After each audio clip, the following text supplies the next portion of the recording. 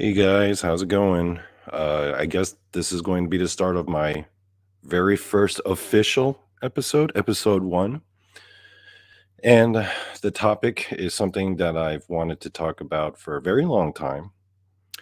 And no, it's not going to be a joke. Actually, you might think that looking at this title, it's going to be a goofy topic, or I'm going to start saying a bunch of comedic shit, which is fine because the idea is goofy, but I think there's a serious question that needs to be asked of the cryptid community and some of these stories with regards to Bigfoot. Some of these encounters that I've listened to, of which I've listened to probably, I can't even count how many Bigfoot encounter stories I've listened to over these past couple years. Different people giving their different experiences. Invariably, they all have their own descriptions. They go into lots of detail about the coloration, the thickness of the fur, its size, especially length of the limbs, its musculature, its face, its brow ridges, uh, even deep into its anatomy. But the old one thing they always leave out, the important detail that I've noticed that nobody ever mentions. So, what does this dick look like? Seriously. I mean, is Bigfoot out there wearing Speedos? It's standing in front of these people in a lot of these stories. It's got no clothes on. Yet I never hear any mention in any of these paranormal interviews or on these podcasts and ever hear any mention or even a hint of a description of Bigfoot's dick. Now, before I go any further into this particular topic that I've been wrestling with, I want to introduce it with a story. It may seem a bit unrelated at first, but follow me here because I moved to South Korea in 2006 to teach English. The people I taught were mostly like, it wasn't at for a school or anything. This was like a private company where um, people who were usually college students and people who are working for different companies, office workers, some professors and teachers. It was mostly adults. I mean, it was all adults. Because the kids would have like their own different schools, but these were people who were learning to, for example, maybe it's a guy who works for Samsung and he's got to go on a business trip and do a presentation in front of a bunch of these foreign business associates. He's got to practice his English skills. He's got to practice his English presentations. So they come to us, and that's what we do. That's what I did for a number of years in South Korea.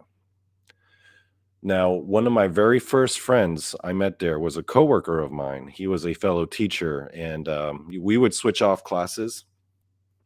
He was a Canadian dude, white guy. He had lived in Korea probably 6 months. He had been living there for 6 months when I arrived in 2006. So he was kind of showing me around. He was also kind of new, so we were both exploring together, and he and I grew very close. He told me a story of his where when he first arrived to Korea. Now keep in mind this guy is a white Canadian guy. I think he was like a history professor in Canada before he wound up moving to Korea. His first stint when he first arrived 6 months before I did, he wound up teaching English in some bumblefuck ass town in South Korea where it's like mad rural. Everyone there is like farmers and shit.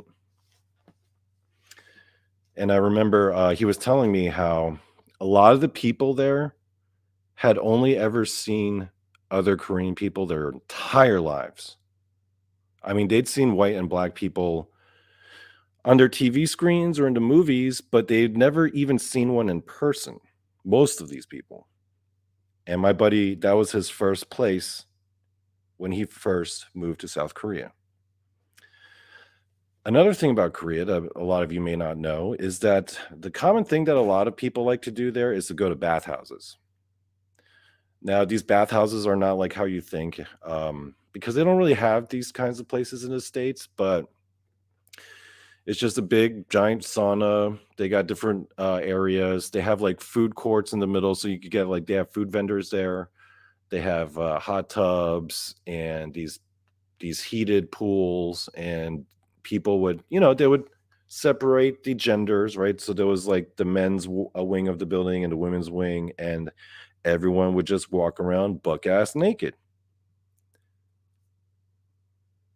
People, I mean, culturally, people just are just comfortable there. They're just used to it. This is like people would go there their entire lives. Like it was not uncommon for like parents to go with their kids and like siblings to go together, and you just hang out buck ass naked. It's all good.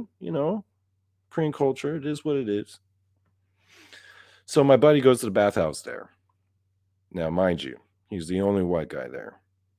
He walks into the men's, I guess the hot tub or the hot pool area. All these guys are sitting in the hot pool, just lounging around, sitting back, talking, chilling out. Some are even like eating. And my buddy walks in with a towel and he's like, well, I guess I got to do it. And then he drops the towel. And then he told me, like, when he walked in, every guy in the room, mind you, these were like bumblefuck ass, country ass, old Korean dudes who had never even met a white person before. They lay eyes on him. They all like look at him at once. And then their eyes immediately go down to his junk. So the reason why I bring this story up is because for the longest time, I thought that the reason why people didn't bring up Bigfoot's dick was because maybe it was not visible. Maybe the hair in that pubic area is just way too thick, and then Bigfoot's dick is just way too small, and it's just kind of hidden in there. It's like got its own little built-in furry underwear. That's what I thought at first. And it wasn't too far out of the realm of possibility either, because I do know that chimps actually have bigger balls and bigger dicks than gorillas, even though chimps are smaller. And the reason why chimps have bigger junk is because there's a lot more sexual competition amongst chimpanzees than gorillas. With a gorilla, you got like one alpha gorilla and he's got his own harem, and he rarely ever has to like compete sexually. So yeah, gorillas are a lot bigger and stronger. They're the biggest and strongest outside of, Bigfoot, but they got small junk compared to chimpanzees, because chimpanzees, they're buck wild. They're trying to compete each other with their dicks. I mean, these chimpanzees are fucking crazy. So that's why I thought maybe Bigfoot being bigger might have a smaller dick, and maybe that little dick is hidden behind all that really thick pubic hair. That's what I thought at first. Then one day was I had a very interesting moment that changed my mind. I'm not going to name the name of the show or any of the names involved or the names of the guests, but a while back, I was just in the chat room hanging out, and it was a show about Bigfoot. This was a while ago. No, it's not anyone you know. No, I'm not talking about Tex or Rob or Jason, so quit your speculation. But I remember in the chat or in the show, one of the guests was getting a little tipsy, if you know what I mean, on the live on the stream, and he started talking about Bigfoot's dick. And I in the chat was like, "What about Bigfoot's dick? Please do tell. Is there information out there?" I mean, I was legitimately curious because I've never heard any accounts after all these Bigfoot stories. Never heard a single account of Bigfoot's dick. I was like, oh, I was surprised at first. I was like, oh, Bigfoot's dick is visible? Then what does it look like?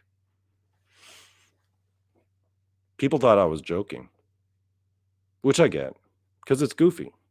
I understand. I wasn't joking, though. I wanted to know. But what was real interesting about that night was the reaction from the other people. there were a number of people in the chat who were like, "Yo, get this guy out of here. Please don't have him back on as a guest. I can't stand this Bigfoot's dick talk." I remember this one lady was like, "Oh my god, please tell him to stop. I can't stand this." And people were like pissed off at this guy and telling him like, telling the host like, "Don't ever ask this guy on again." I mean, okay, fair enough. He was getting tipsy. Don't get trashed on a live stream. Rule number one. You can sip, just don't be trashed. Rule number one. But the reaction was interesting to me. The way the people reacted, and so I understood. It's not that Bigfoot's dick's not visible, is that people in the cryptid community are uncomfortable with bringing up the idea of Bigfoot's dick. Now,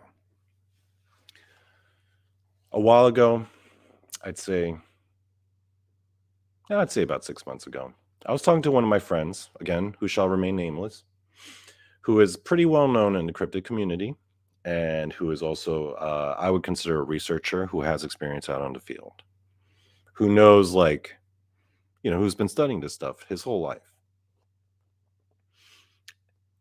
And I remember, just as a joke, I put out a meme on Facebook about Bigfoot's dick. And then, he messages me and we start talking. And he tells me that there are multiple accounts of Bigfoot's dick. The thing is, they can't be brought up on a podcast because, number one, most podcast hosts, they have to cater to I guess certain guidelines, certain rules, certain code of conduct for whatever reason, YouTube reasons or money-making reasons, or just how they choose to be perceived, their reputation, whatever, right? They got a brand. Okay, fine. So I asked him, so wait, have you heard stories of people actually describing Bigfoot's dick? And he was like, not only have I heard stories, I've seen drawings. And I was like, please show me. Please tell me. And then he heard this one, he told me this one story that he heard from a guy who was like an older gentleman who saw Bigfoot. He came upon Bigfoot as it was like crouched by a stream. I guess it was drinking water, and then noticed he was coming, and it got up and it turned around and it faced him. And the guy described how, obviously, of course, he's going to be shocked and in awe and in fear of the fact that he's now face to face with a Bigfoot.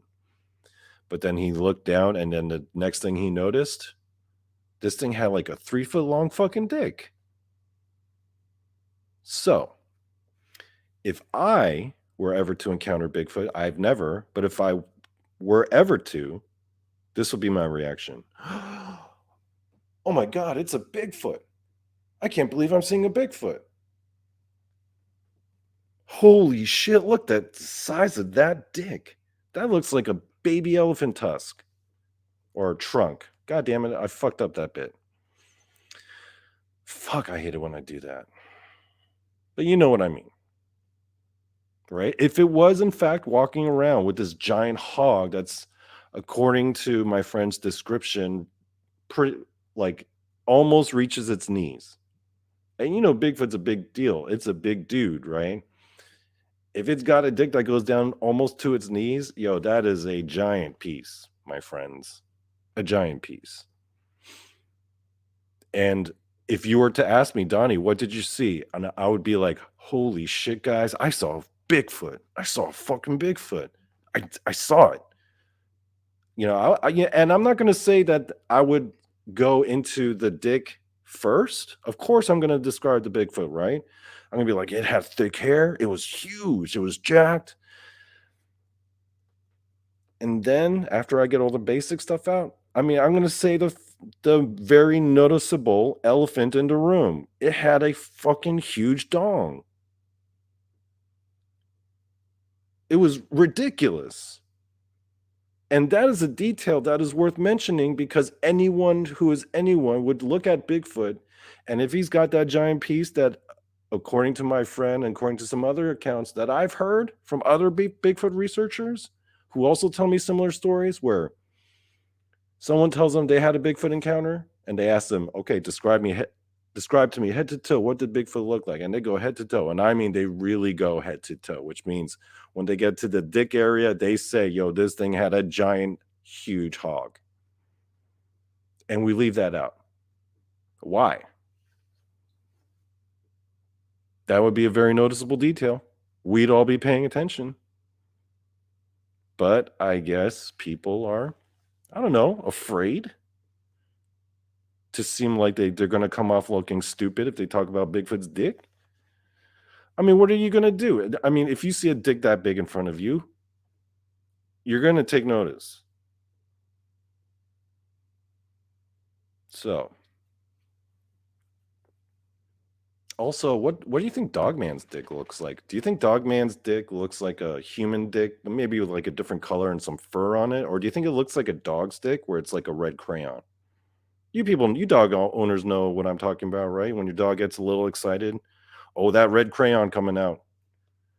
I wonder. Again, not a single description. So, for those of you listening at home,